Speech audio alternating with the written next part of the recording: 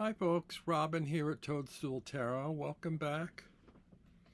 I thought I would share with you a handful of decks that are either appropriate for the fall, autumn season, or as October is approaching, for Halloween, sort of other melancholy or spooky kind of decks.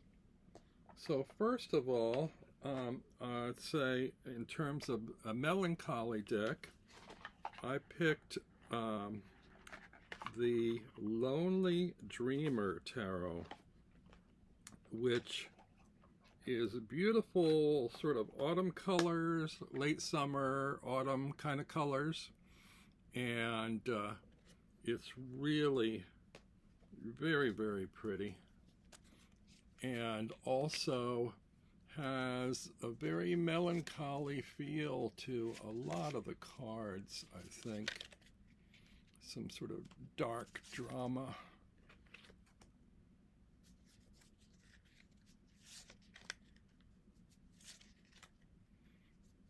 And makes me think of this time of year when it starts to get a little cooler.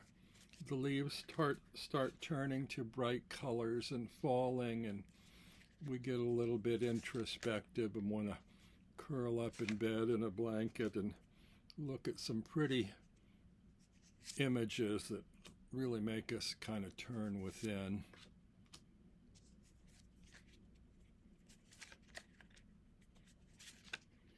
There's lots of yellows and oranges and dark blacks and browns in this deck. It's just very, very introspective, I think. Beautiful colors.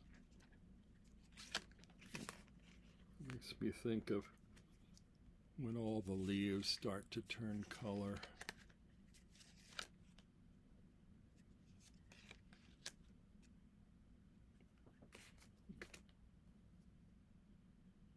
Three of Wands.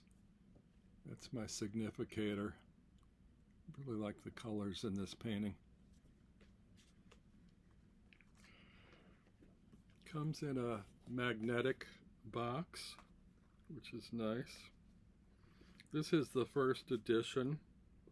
There was a second edition which I don't have, and which actually made me kind of angry because the first edition was limited, and within 3 months of its release, some cards were changed and a second edition came out. And I wish I had known beforehand, so I'd been given the choice of which one, and not having gotten the first one and then feeling left out about the second one, but not willing to spend the whole lot again for the second one, only to have a small handful of different cards. Anyway, the second deck I'm going to share is my latest offering, which is the Toadstool Tarot.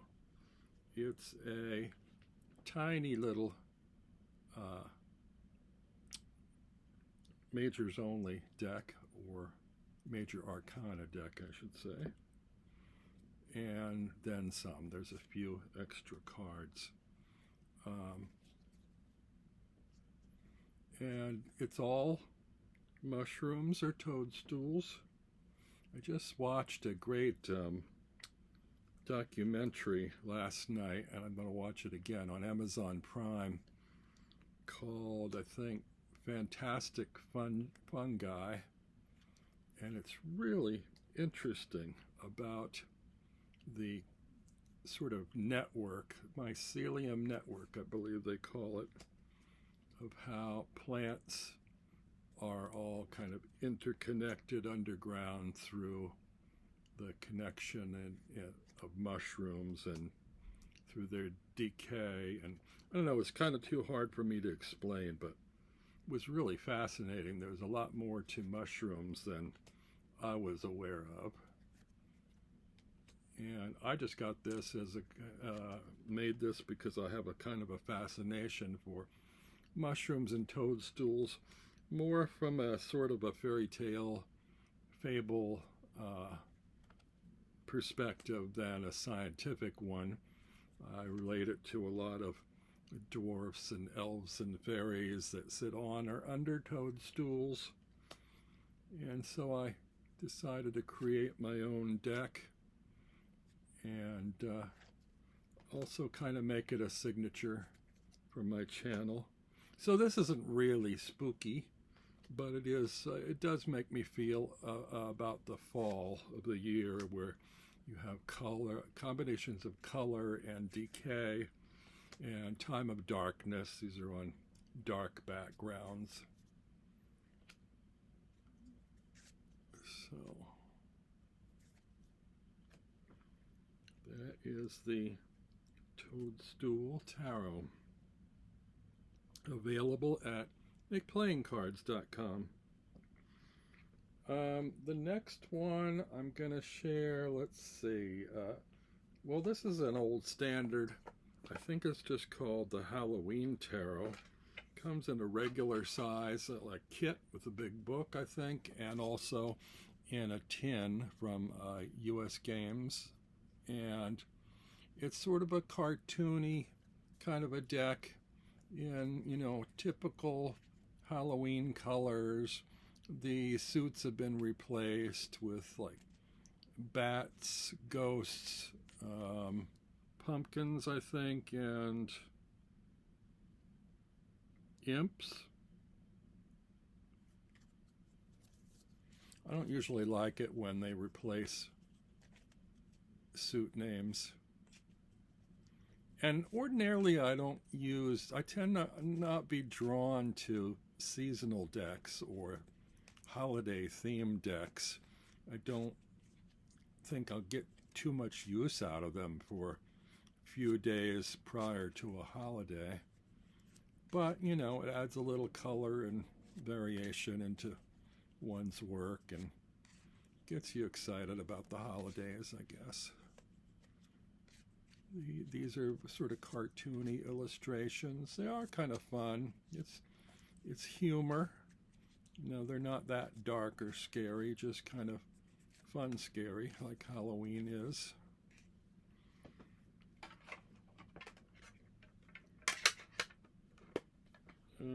Next I have one. It's very sort of nostalgic. It's called the Trick or Tarot from Duck Soup. And this one is a beautifully collaged deck if you're into nostalgic kind of imagery.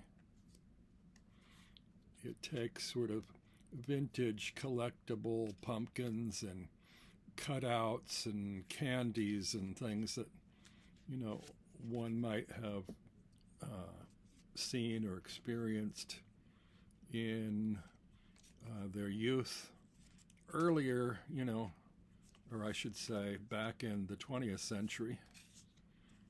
A lot of these remind me of, you know, costumes from the 40s and 50s and 60s. It's very pretty, very beautiful the way it's collaged. The collage work is done, and I like the font. It's very moody but dark and fun. It's got a sense of humor to it, a little bit of dark humor. So that is the Trick or Tarot.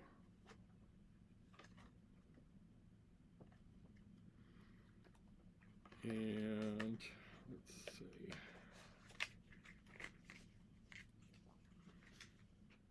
Have a little patience with me while I juggle all these tuck boxes. Another one, well, let's do this one. This is the most recent one that I've gotten. I think it's called the Trick or Treat Tarot. I don't have it in the box at the moment. It's from Llewellyn, I believe, because it comes in one of those big boxes with a big full color, booklet.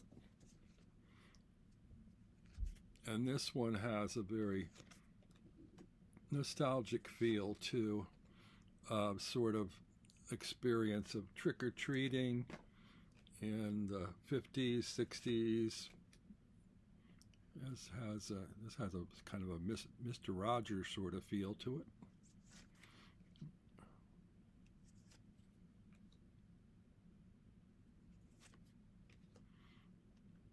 I like this. This one I haven't used too much. Just came out a few weeks ago, maybe a month ago, and it really does kind of make me feel about my childhood and when I used to go out trick-or-treating. It has more of that kind of appeal to me than as a tarot in of itself. And I like the colors in it. I like that, you know, it's borderless and that the images are nice on the cards. It's a little bit glossy. Sorry for the glare reflection.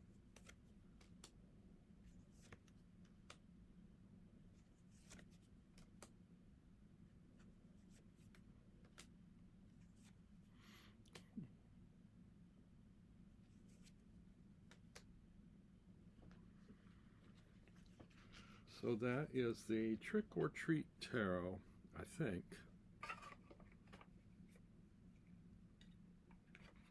And those are the backs. I actually have it in a tin. And it doesn't feel like the cards are that thick, but they actually almost don't fit in the tin. So I guess it's a thick deck. Next we have a couple of real dark ones. Not specifically Halloween, but we have this one called the Dark Grimoire Tarot. And this is kind of based on H.P. Lovecraft stories, which I tend to sort of drag out a hardcover collection of Lovecraft's horror stories around this time of year. It's really nice to just sort of sit in a dark cafe and nurse a hot cider, you know, and read some of these stories with some headphones on, listening to some moody music, or maybe even, you know, look at these cards while you're there enjoying your hot cider and cinnamon stick.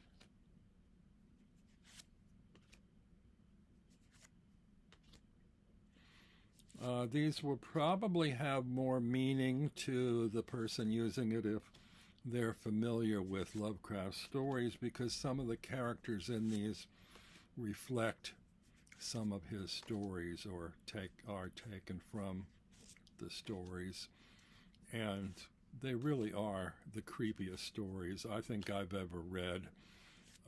More so, I would say, than the horror fiction of Edgar Allan Poe, which is classy and different, you know, but these are just really icky, icky and ghoulish and just really, really creepy.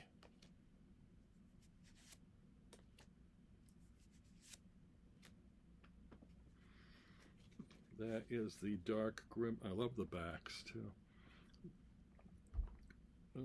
That is the Dark Grimoire Tarot. I'm curious about that title because you could have a grimoire without it relating to H.P. Lovecraft, but, you know, I don't know why that's not called the H.P. Lovecraft Tarot. Next we have one. This is also related to Lovecraft. It's called the Book of Azth Tarot. It comes in a nice, kind of sturdy, hard two-part box. It's mono. What's the word I'm looking for? One color. It's sort of like black and yellow, really. Monogram. Monogram? No, that's not right. The cards are a bit large. They're kind of like, almost like oracle cards. This is in a number of editions. I'm not sure. Actually, there's a slip inside. This is the 6th edition, number 889 of 1000. I think this has been issued, well, obviously at least 6 editions. So, I mean, there are a number of these cards out there. I think only the back design changes from deck to deck. And there's a lot of detail in here in these images. So you can really, there's sort of surrealistic, creepy images that are typical of the sort of writhing kind of creepy crawly figures in Lovecraft stories. And you could spend a lot of time looking at all the details in these cards.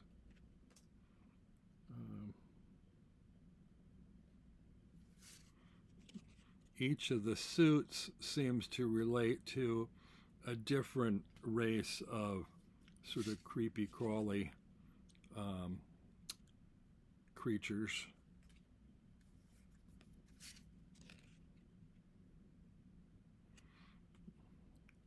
Some are sort of sea related, and some are like lizards and imps, and I don't know. They kind of remind me, actually, the artwork, especially this card, reminds me of, if anybody has, I can't remember the name of it, there's an early Grateful Dead album that has a color illustration on the cover that looks very much similar to this style of illustration. And I don't really use these or read with them. I think there's kind of too much going on in the cards, but as far as an art collectible deck, I really enjoy having this to look at. I had it for a while in my Purgatory box because I was thinking, well, I'm not using these, I should sell it. And then I pulled it back out of the box, I think last year when the fall season rolled around. Thought, oh, maybe I should hold on to that a little longer so I have it to, like, you know, ponder over some of the details in some of these images. Or what if I go to read some more stories from my Lovecraft book, and then it starts me thinking about some of the characters and I want to see them again.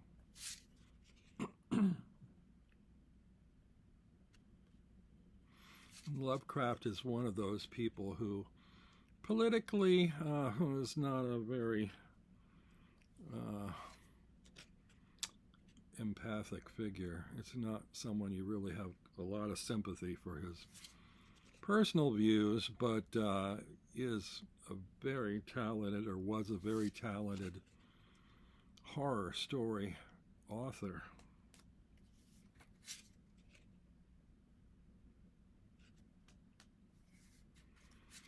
So I actually would recommend getting a volume of his stories and tackling a few. Also, a few of them have been made into movies. Can't think offhand which ones. I think Reanimator might have been one of his.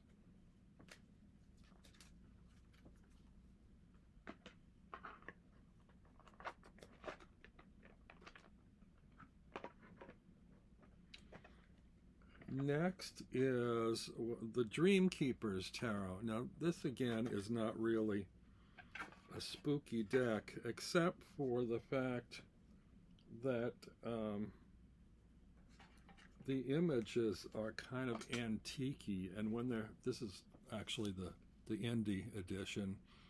It's also been released in a mass market one. The indie one, I think it's out of print, and this is linen stock. The mass market one is a little glossier and heavier cardstock. But these are photo collages from sort of antique photographs, and really on the kind of creepy side, I think. They're very dark, and also I just find images using antique photographs and figures very kind of ghostly and haunting and creepy to me. Pictures of people that are no longer still with us. And I don't know, that stuff just kind of haunts me. That's the Dreamkeeper's Tarot, which brings me to my last choice, which I just got. It came from Estonia, and this is called the Carte Postale Tarot. This again comes in a beautiful hard magnetic box. And this again is a sort of collage, not a great deal of collage work in it, but the collage work that is there is very subtle. And these are from antique photographs again. Make me think of things that, photographs I might have picked up out of a box at a flea market that were once in someone's attic. They have a personal touch. The labels are handwritten, looks like from a fountain pen. The photographs are originally black and white and were sort of hand tinted in color. So there's a certain kind of romantic feel to them, but also kind of creepy and haunting, like, these were actual people that once lived but are long gone now, maybe haunting the halls of your favorite mansion, or haunting the tables at flea markets.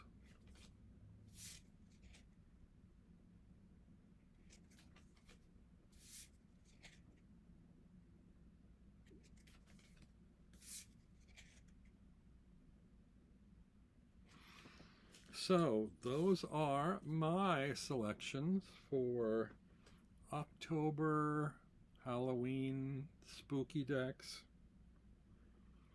And I hope everyone has a lovely and frightful holiday and doesn't get too sick from all those bags of candy.